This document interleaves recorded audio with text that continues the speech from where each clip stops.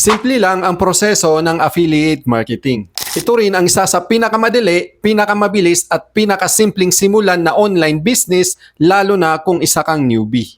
Parang ganito, nasubukan mo na bang mag-recommend ng magandang pelikula na napanood mo sa sinihan sa mga kaibigan o kakilala mo? O kaya naman, nasubukan mo na bang i-recommend ang masarap na pagkain na natikman mo sa isang restaurant? Ang tanong, nung pinanood nila ang pelikula o kumain sila sa restaurant dahil sa recommendation mo, binayaran ka ba ng producer ng pelikula o ng may-ari ng restaurant?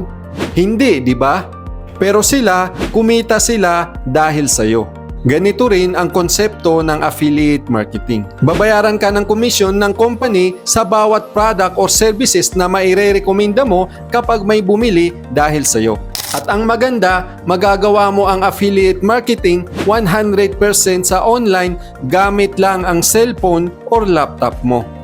Pero dahil ang goal mo ay madagdagan ang income at makapag-ipon ng mas mabilis, piliin mo yung platform na may malaking komisyon na umaabot hanggang 60% per sale. Kagaya ni Nel, kumita siya ng 39,999 pesos sa isang recommend lang.